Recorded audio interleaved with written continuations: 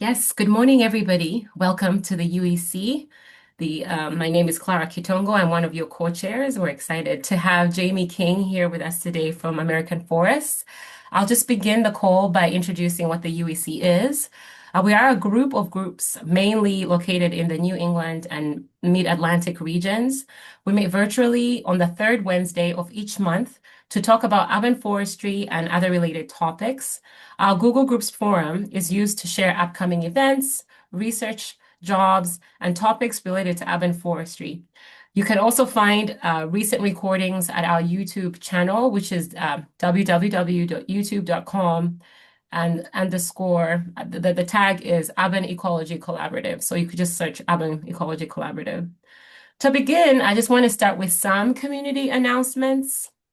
And actually, the UEC is looking for speakers for 2026. So please let myself and Amara know if you have any speakers that you would like to hear from in 2026. I'm also going to put a chat in the chat a link to our form, which you can complete if you yourself want to be a speaker. So with that, I'm going to open it up to the rest of the room if there's anybody else with any announcements they would like to share.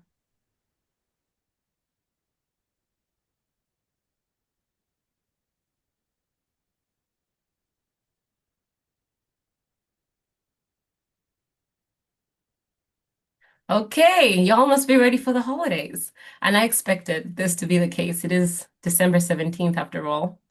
So without any more further ado, I'd like to introduce Jamie. Just going to read your bio here, Jamie. He's going to be speaking about storm damage and other disservices. How do they influence our clients and communities? So Jamie King is the Director of Coaching and Consulting at American Forests. He earned his Bachelor's of Science in Natural Resource Conservation from Virginia Tech. He's an ISA board certified master arborist, ISA urban forest professional, and holds an ISA tree risk assessment qualification. Jamie serves as the current president for the Urban and Community Forestry Society, wow, as vice president of the ISA Credentialing Council, and on many committees with the Mid-Atlantic chapter of ISA, where he works to elevate the people and practice of urban forestry and arboriculture. Thank you so much, Jamie, for gracing us today. Please take it away. It's my pleasure to be with you all. I appreciate the opportunity to see you all and thank you for the warm introduction. Um, we'll jump right in so we have time for discussion after. I'm excited that the group is a manageable size so we can have some um, deeper discussion after the call because there's a lot to this topic and the specific biomes that we all work in. So yeah, we're going to talk about storm damages that are inflicted on our communities and some other disservices that we deal with seasonally or daily, and how uh, they impact our forest and also our communities. So you heard when our host introduced the topic. We've actually tailored this program to various different audiences. So if you've seen myself or one of my colleagues at American Forest talk on this subject, I hope you take something else from it today, because we have prepared this for commercial arborists and other groups, and specifically how we try to interpret how the results of these two case studies we're going to talk about today impact the nuances of our different work, because an urban forester or a restoration ecologist or a commercial arborist can take different lessons learned from this. So to kick us off, I wanted to take a moment to introduce American Forest and the tree equity movement. Tree equity can be a loaded term, but in concept and in practice, it is simply providing trees and tree benefits to everybody.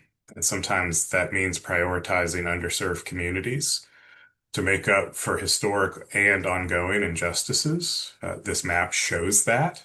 We are better empowered to understand inequities in our urban forest and our urban ecologies than ever before. So we're happy to be part of the movement and work alongside as everybody tries to fill the canopy gap. And we do that through direct contact with you, through coaching opportunities like today, through tools like the Tree Equity Score Analyzer, various different resources that I'll mention later. We also have a team that's focused exclusively on workforce development and career pathways. So if you have anything you'd like to talk about that as it relates to tree equity and your work, we'd love to hear from you. We're standing by.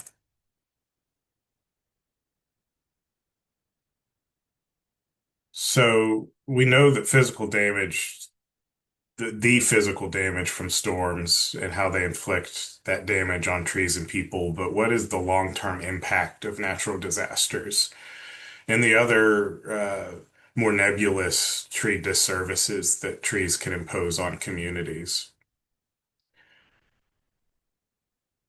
We prepared this as a way to understand that, because the community response to natural disasters and other tree disservices may represent the perception of trees. And understanding that perspective is critical when we plan and conduct our programs, our projects, tree planting, tree maintenance, tree preservation.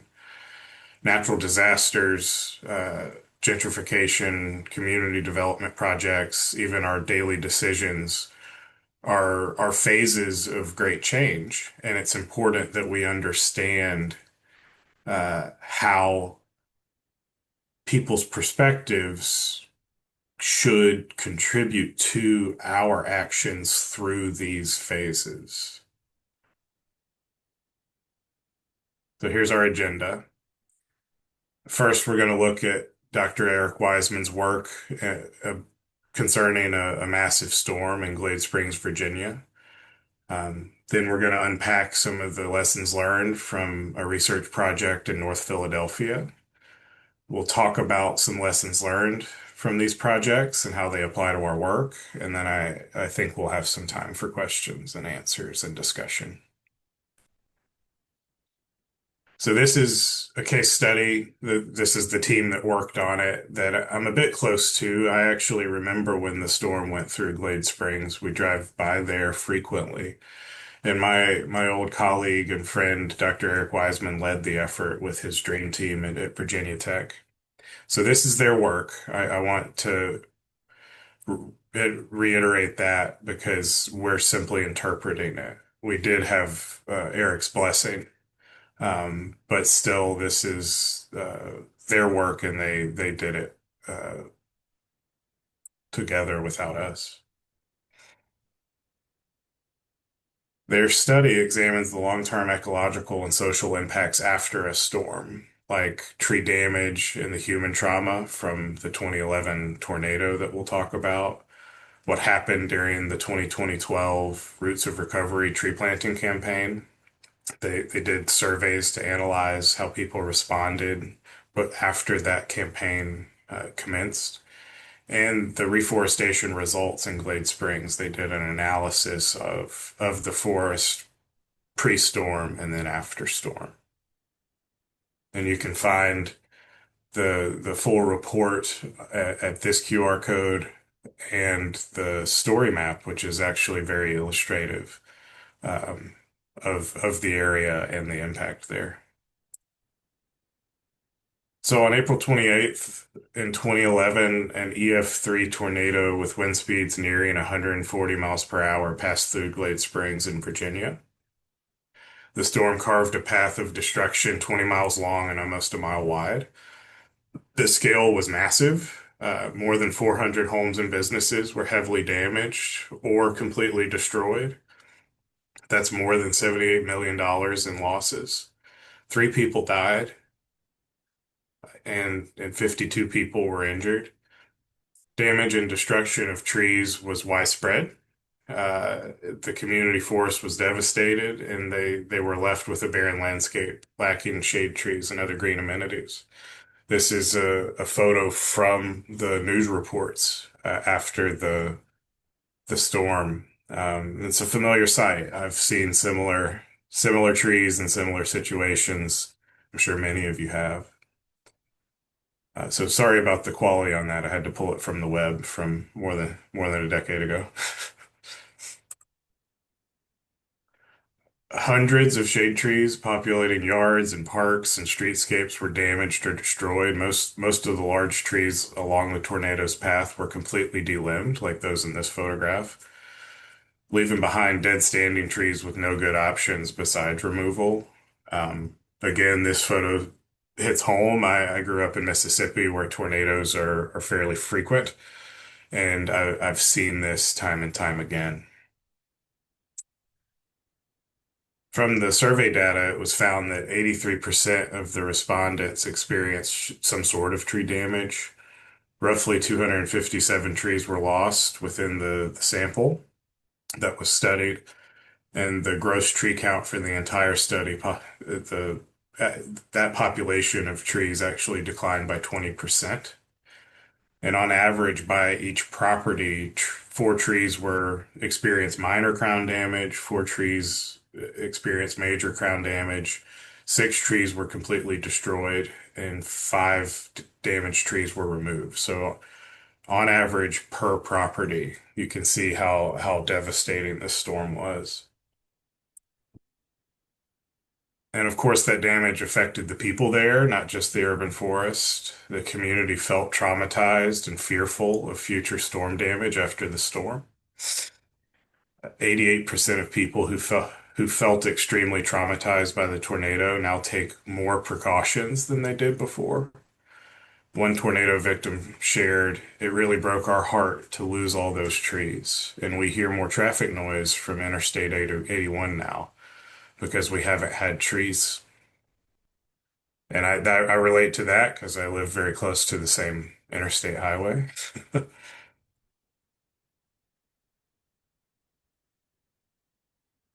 This loss of trees from the tornado motivated the United Way to distribute tree sampling or saplings through a program called Roots of Recovery.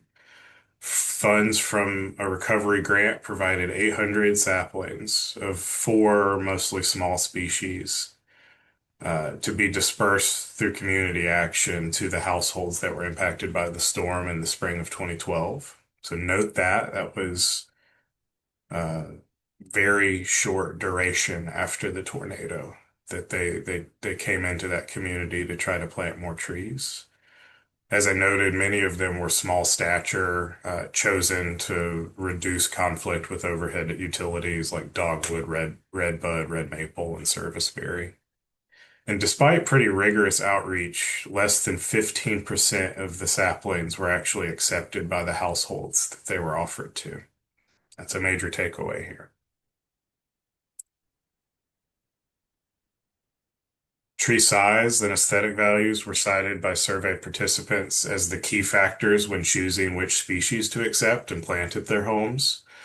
This chart shows the factors that the survey participants considered important when planting the trees.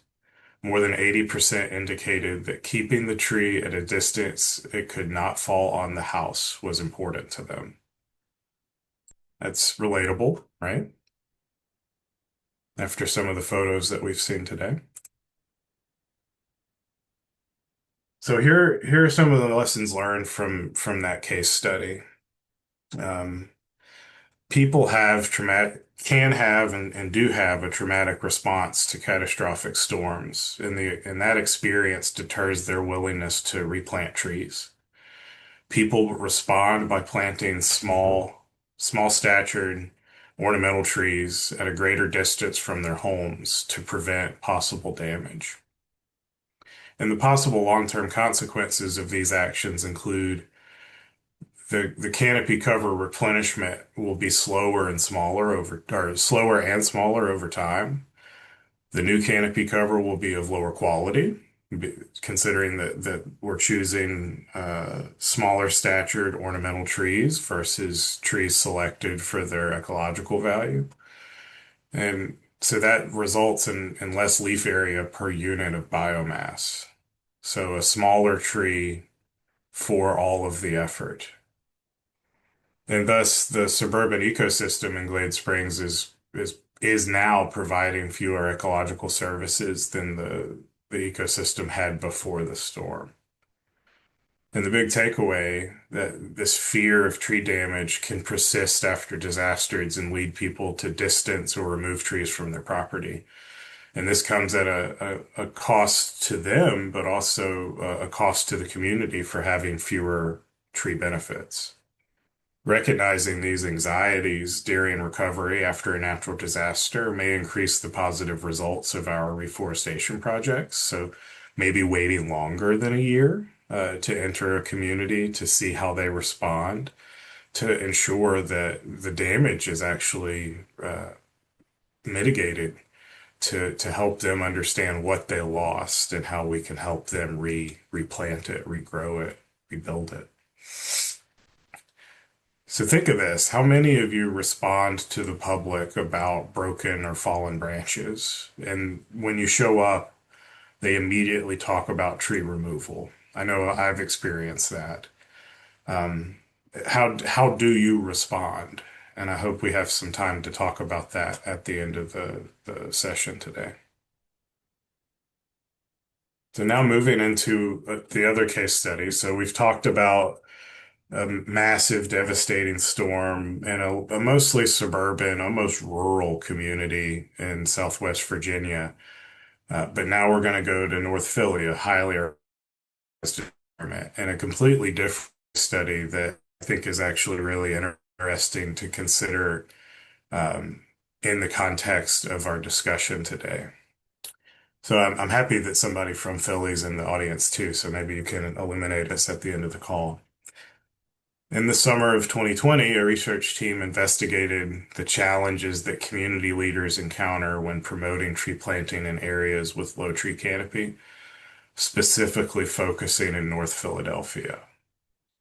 Through 20 in-depth interviews with community leaders, half of whom were already involved in local tree planting programs, the study identified several key concerns that we'll discuss today. Indeed, I'll largely be reading quotes from the study to you because I think it's important that we represent their experience as best we can. So I won't be paraphrasing, and I largely won't be interpreting what they said because I think what they share is actually very clear. When asked how they got involved in urban greening projects, people from this focus group 11 of them described a childhood or cultural exposure to the benefits of green spaces. I know that's true for me. One community leader answered that her desire for more trees was connected with the fact that she grew up in a place that's more green than my current neighborhood, she said. Another leader explained, I grew up with my mother planting, having a garden plot. The family is from the South, so I grew up with some of those things. It's a custom I wanted to bring as much as I could to the North. Uh, Same for me. One woman described her neighborhood's general desire for green space with a lot of our families came from Puerto Rico or the Dominican Republic, so they came from areas with a lot of trees. They understand the importance of trees and the difference trees can make in their daily lives. So these are the reasons these folks felt themselves drawn towards this program with the tree tenders in Philadelphia. Despite the shared goal of increasing green space, many of these leaders described frequent barriers they faced when engaging with tree planting and other greening projects, like the tree disservices and the fear of future financial burden, frustration with developers in their neighborhoods, communication barriers between themselves, their neighbors, the city, and the developers that were entering their community. Limited space for tree pits and the trees we asked to live there, and competition with other priorities. That rings true throughout everything we do, I think. We often come in with an initiative, a project, a tree, and that's our priority. But when we're serving the public, it's important to see where our priority sits on the agenda for that community. Is it their biggest priority, or is it really a bit of a nuisance? 75% of these people mentioned the cost of tree care as a prohibiting factor when talking about tree planting. One community leader shared that, in particular, when we're working with people who are low to moderate income, fixing tree damage is not just an inconvenience. It's a huge expense that might break up a household. So that's a real consideration that some people have gone broke because they cannot afford to fix something so major. Just think of that photo from earlier with the large, looked like a maple to me, on top of a home that had been turned into a bookstore. That was a devastating event for those folks, and probably an expensive one. Another major concern was tree debris. Fallen limbs, leaves, fruit, these things we deal with all the time.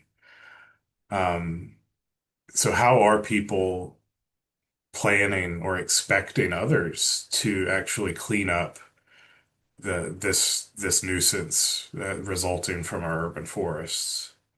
And they pointed out specifically that it can cause neighborhood disputes. For example, one leader shared, when leaves fall, somebody's got to clean them up. And when on a block, when the leaves fall, they don't just fall in your yard. They fall and the wind carries them all up and down your block. So it's not, oh, well, yeah, we need to clean these leaves. Uh, they fell in your yard. It's no, so and so down the street planted this tree with the city or with this volunteer group, and now those leaves are in my yard. And how am I supposed to deal with that? So 75% of these focus group respondents felt that residents did not have the knowledge or ability to care for the tree, particularly with the risk of the tree disservices. Those pressures that they do know versus the pressure of the unknown, what happens after tree planting. One leader explained, if I'm a homeowner and someone tells me I need a tree in front of my house, at first, it's a beautiful idea. Then you have to think about it. What kind of tree is it going to be? What about when it falls over? Who's going to take care of it? Most folks shared stories of their neighbors struggling with tree problems in the past or facing expenses related to cleanup. These stories pass through communities and through time, from house to house and family to family. One of the quotes that I found most interesting is this one. It's hard to argue with a resident in their 70s about trees not being destructive when they've lived in this neighborhood for 50 years and they can tell you about the damage that they've seen. So, how many of you have responded to a call from an elderly neighbor that is frightened by their trees or the city's trees or their neighbor's trees? How did you respond? Again, that's something I hope we can talk about at the end of the call. So this isn't new. We respond to calls from the public when they are in fear regularly. It's our job. But these studies show us how we can help them more effectively if we put some time into understanding their motivations. Um, in having gone through this presentation a few times, these are some of the key takeaways that I've found in this research. Fear of tree damage can persist after disasters and lead people to distance or remove trees near their property. And this comes at a loss to that property and their neighbors and the larger urban ecology. Fewer tree benefits because that damage was perceived and understood in a specific way. Recognizing those community anxieties during recovery after a natural disaster may enhance the results of reforestation projects. Cities can prepare recovery plans and encourage reforestation while making time and respecting the community's trauma. It's not just going in and removing damaged trees and replanting them. The the that physical change is navigable. It's something that we're good at. But understanding and respecting the trauma that remains in that community is another game. Previous research has shown that increases in urban tree canopy result from long-term commitment and deliberate planning at the institutional level. The same is true at the neighborhood level. It requires the same kind of commitment and time investment. Indeed, I've been talking to some folks in Atlanta about what happened at the South River Forest, often known as Cop City. And uh, I've actually used the tree tenders and the community engagement program in Philadelphia as a great example of how you have to start long-term cultural change if you want to see results decades later. Not, we can't engage a community within a year scope and expect them to understand our initiative and how it fits into their priorities. But if we start that work now, then maybe we'll be better prepared 10 years from now, 20 years from now, and into the future. These studies suggest that focusing on educating residents about tree benefits might fail to address their concerns about tree disservices. So we tell them everything that's good about trees, and they feel everything that's bad. Given that community leaders in Philadelphia expressed deep concerns about tree costs and damages, local urban forestry programs may benefit from outreach to clarify the legal responsibility around trees and cleanup. Who is responsible for this tree and who is responsible for cleaning it up? Making that explicitly clear and then showing up, not just saying it, but having a program in place to deliver.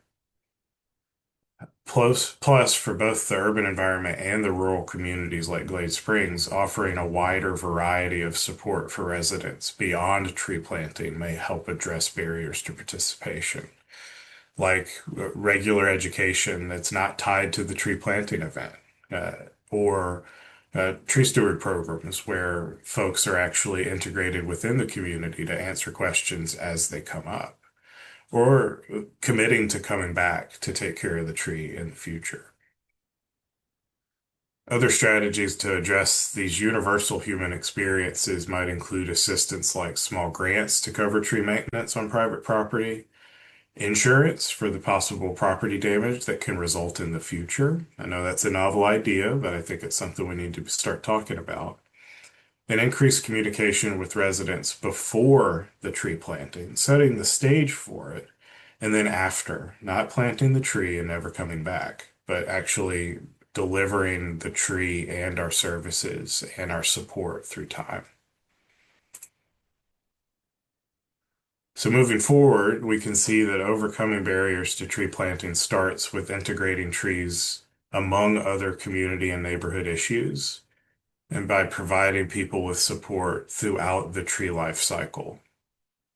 Or more simply, we can listen first, offer support and understanding, and educate if possible. I think it's often our motivation as experts to feel like that education component is our best tool because in many ways it can be, but it ignores that relationship building that takes more time than delivering facts. So we can and should embrace our roles as experts, but also as leaders who hear what folks have to say and how they're living, and then help integrate their priorities into our decisions and actually showing them how we do that.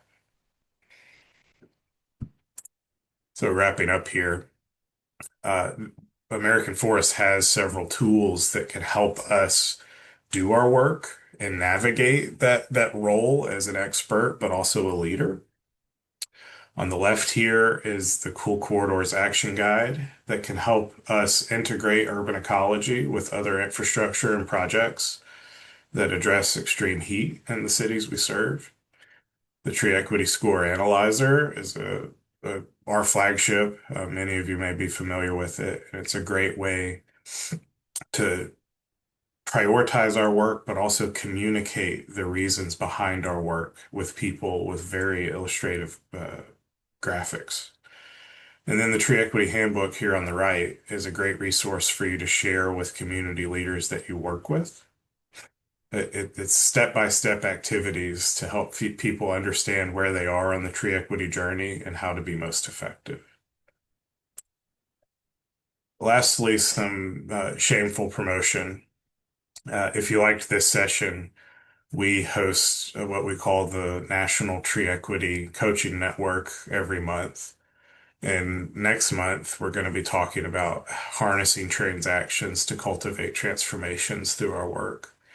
And we'll have Mike Oxendine from our community forestry in Oregon talking about how they're able to take transactional relationships with the state and private industry and turn them into more than simple transactions, but actually harness those relationships to change the paradigm they're working in.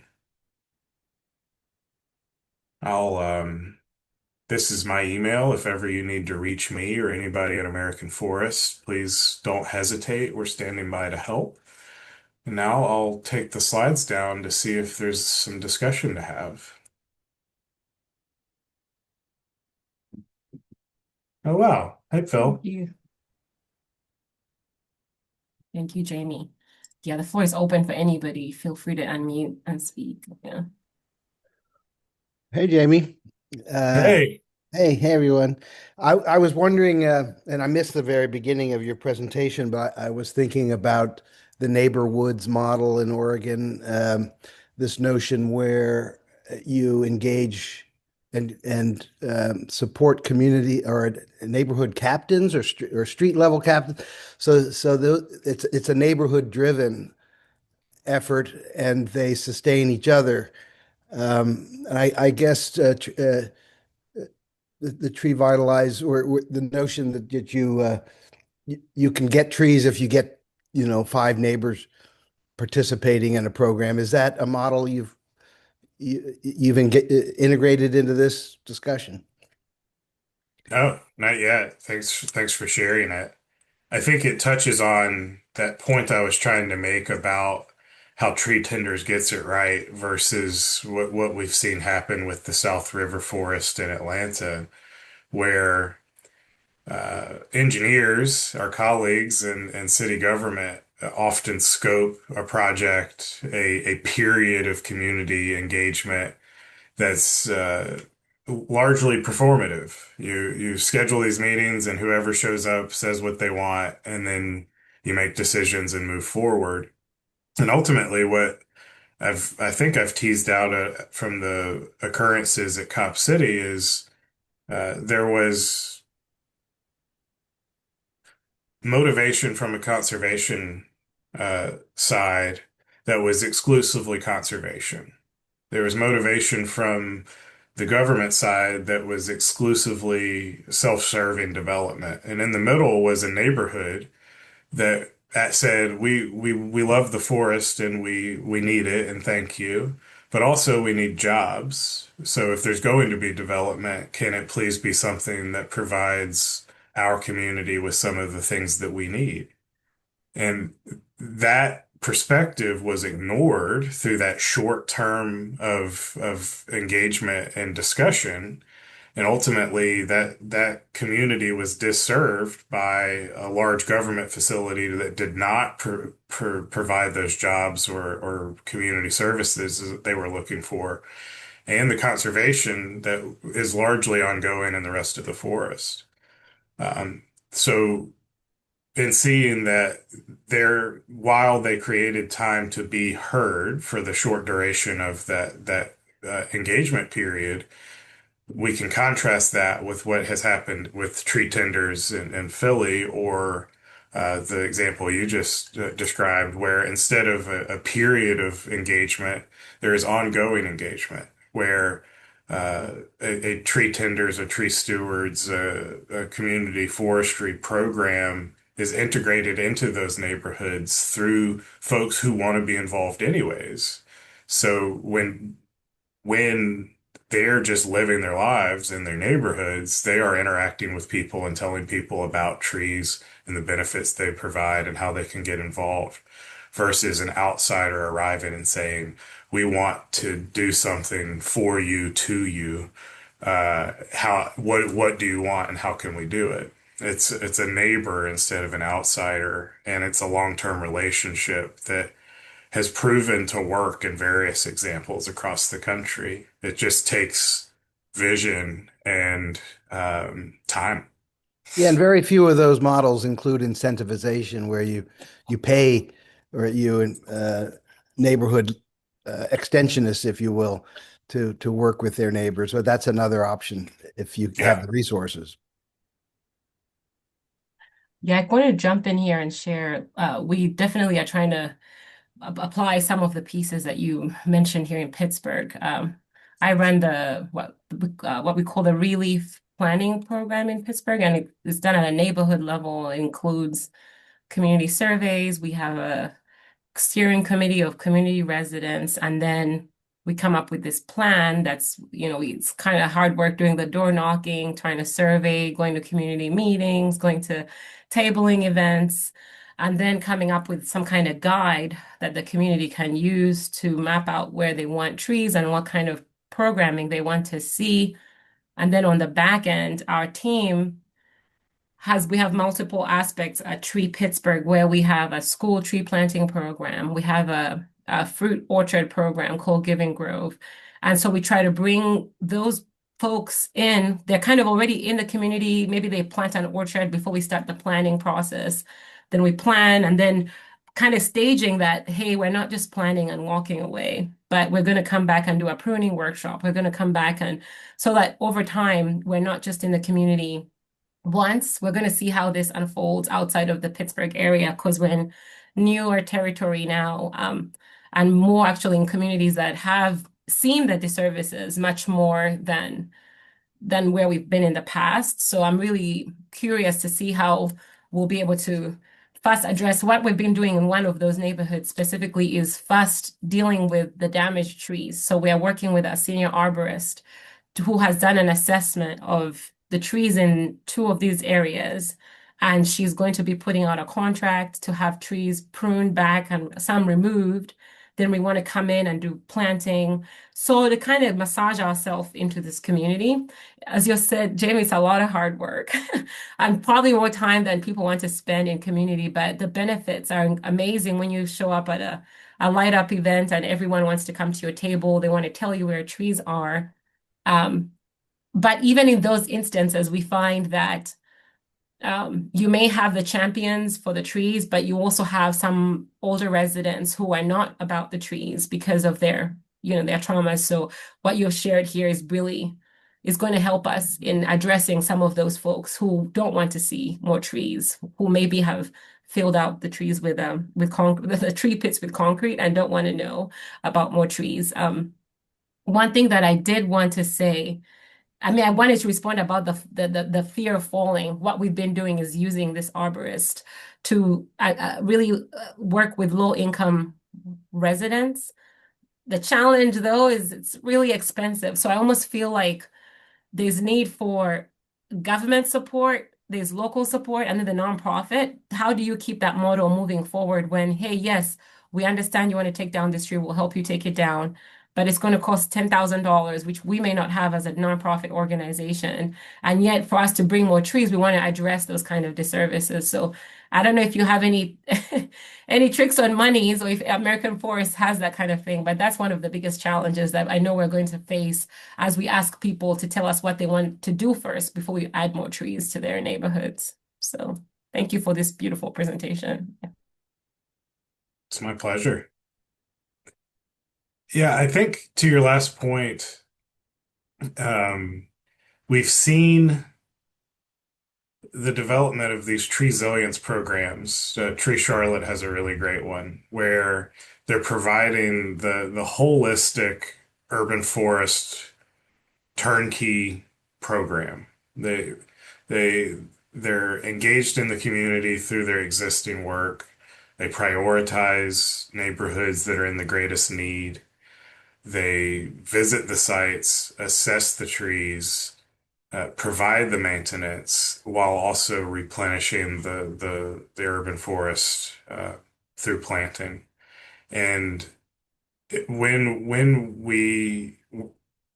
I heard about that case study, I had this realization that they're simply providing what every urban forester or community forester in the nation wants to do. But the reason they're able to do it in this targeted manner is through private support.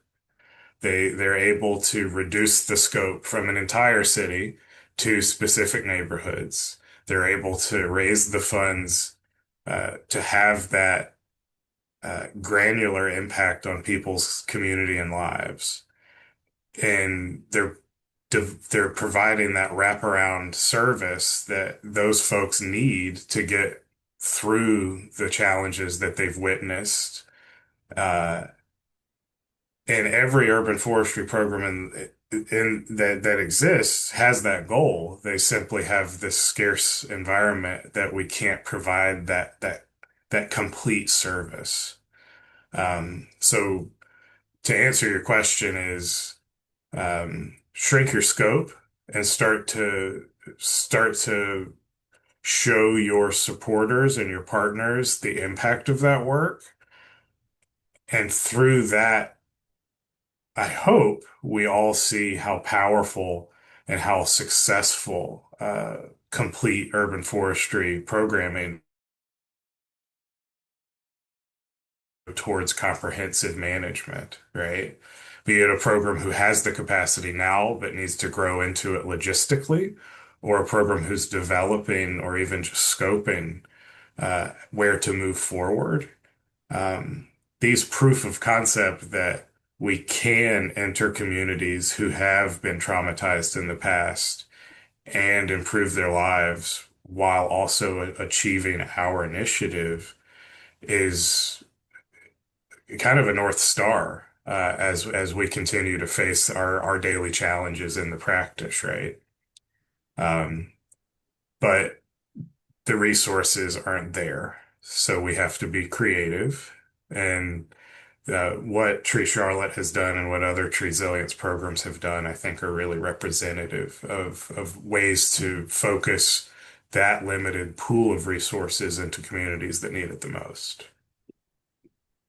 And I Thank you. wonder, as Asplund and utility companies prune in whole blocks, and the cities have some oversight of that, are there any models of doing that on private property where whole neighborhoods contract at a reduced cost for all to do that work? And it just takes some partnership, right, with local um, uh, pruning tree care companies. I'd love to see a model like that.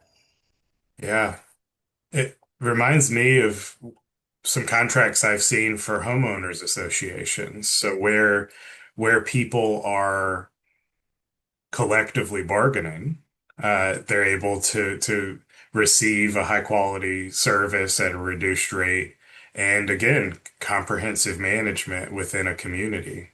Now, there's great examples of that, and there's others where every tree was topped, but that again, that when we're able to reduce the scale to shrink the scope, we're able to see really incredible results. It's just our challenge is scaling up at the moment, right?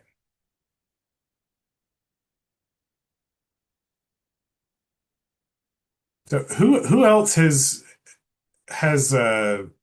answered those questions in people's yards or on the sidewalk outside?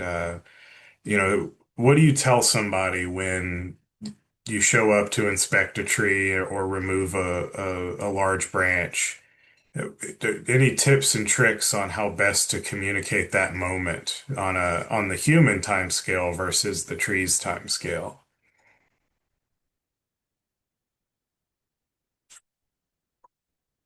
If you have a perfect response, I'll pay you $300. Well, I've been accused of being subversive, but in my career as a city arborist, I I would ask them, well, when's the last time this happened? And their answer is, I think, really indicative of their attitude. Because they may say, I don't know. They may say, well, I actually, I don't think I've ever seen a limb fall from this tree. Or they may say, just last week during the last storm, and it took you a week to get here, right? I think the same, essentially asking questions that provide perspective is a way to lead the conversation. Indeed, with I don't know, and in worst case scenarios, I would get calls about a tree that was causing a short time nuisance, right? A limb or something similar to that versus the leaves or fruit that is much longer longer term. And I'd say, so when did you buy the house? And they'd say, 5 years, or I've lived here forever. And I'd say, and the tree's been here this whole time? And that unfortunately is an aggressive stance, but oftentimes and as a city arborist, we have limited time. If you're showing up to one fallen branch, it's likely you have a list of 30 or more to get to that day. So you're condensing that engagement. So a better response may have been, I'm so sorry this happened, and let me see if we can do any maintenance when we come back through here to reduce the possibility that this happens again. Um, there is no perfect answer. And I think the lessons from these case studies show us that it's going to be individual. We have to embrace our roles of as listeners versus seeing our work as a public utility, as we often can, where I'm here to pick up this branch. I'm so sorry this happened, and now I have to roll on to the next problem. And please call us if we can ever help you with something. It's where do we find the capacity and the empathy to be there for them as a neighbor and as a friend, while also serving them as a professional. I appreciate that. Thanks, Jamie. Yeah, I like the question leading piece. I think that that's something that I haven't heard framed necessarily in that way, or yeah, it's definitely a tool that I'm gonna use. And I work for everybody else's context. I work closely with Clara, and she's really good at asking that. Sometimes that I'll come straight at people with the facts, and I think that trying to learn some more subtle and humanistic, I think, strategies just to get people talking and really hear about folks' experiences with the trees. And even if it's not anything I can do about it, even just, yeah, like you said, Jamie, at least listening is doing something to a certain extent. So thank you. I know Surya, in you're very humanistic. I just want to say this real quick. She was humanized me. Thanks. All right, Bill. Thank you. I know, just, I can be very direct, and perhaps there's a more subtle way of doing that. something we did in Seattle almost 40 years ago was an owner's manual for the urban forest. And it was very helpful to people. Not only do they get the numbers of who to call, but also what their responsibilities are or what the tree's needs are. But it was a giveaway, or you can add on a door hanger component or a welcome package for new owners. They would just tell them what, or the trees require maintenance, and yeah, accidents do happen, and here's how you can avoid them. I don't know if there's more current models. We did something like that where we're like, what to expect when expecting a tree? And then we gave them the little things. But I do like the who to call because we had a resident who would run around. He must have called like 10 different departments. By the time he got to our team, he was so exhausted. And so just showing people where they can get information as we are knocking. Thank you, Phil. And Jamie, you're going to say something, so I'll mute. No, I think that's a great model. Um, Giving them the resource. It's something we can do with QR codes and a simple website, right? Um, Another thing I was going to mention is when we're interacting with the public, it's often that we hear about their other challenges. So my trash can disappeared. When are they going to replace this curb? The various different things that folks are enduring, and they feel connected and empowered when you're there in the moment to talk about a tree. So they share those things, and I found in my experience in helping solve some of those problems, I developed a relationship with that neighbor. So in connecting them with the streets department so they understood the timeline on repaving, in just calling solid waste department and saying these people need a trash can and that gets resolved that week, all of a sudden I've made a friend. And in doing that, taking that extra time, then they knew they remembered me and called me about their tree problem or tree idea, even better. And that sort of impact that we can have as a fringe benefit of our work is a great way to help build rapport and relationship within the communities we serve. Now, there's a flip side to that where you can't give them the right answer. And I've experienced that too. In general, neighbor's tree on my property, and we show up and we say, well, there's nothing I can do for you. Um, where that is a difficult position to be in because we can't call the neighbor, can we? Or can we? Are you empowered to do that? Do you have a friend in the neighborhood who can help resolve that interpersonal conflict that's happening within the neighborhood? I think we often miss the opportunity to provide perspective and connection when we're off our lands and discussing other lands. Um, just something to think about. I got 3 more minutes. We have less than that, maybe one more minute for just open dialogue, but there's so many resources popping up in the chat. Um, I don't know if Becky wanted to talk about any of the things you're dropping in here, but Oh, I will. Alex, I don't know if you're, oh, Alex left. Alex is down here.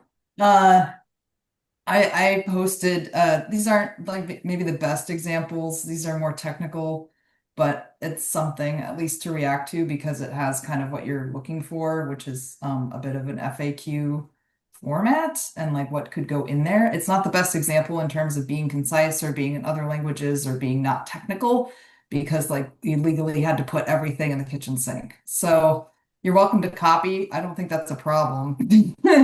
But it's something that I worked on a little bit when I worked at DDOT Urban Forestry. So if that's helpful.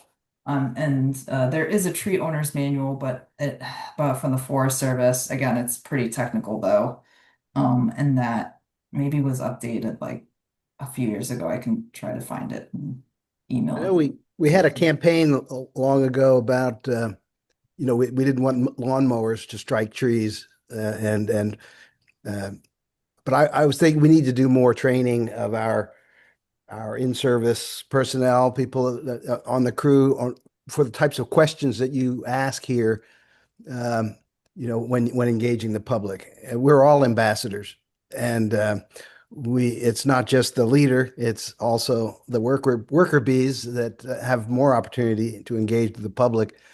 But I know we don't give enough training to them on how to engage with people.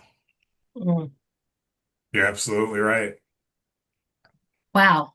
We could go on for the whole day, but time is always on our somewhere. So I want to thank everybody for joining. And again, thank you to Jamie for giving us this wonderful information, giving us an opportunity to reflect on the work that we're doing. We'll see everybody in the new year. Please take good care of your health and get some rest. And I'm going to stop recording now.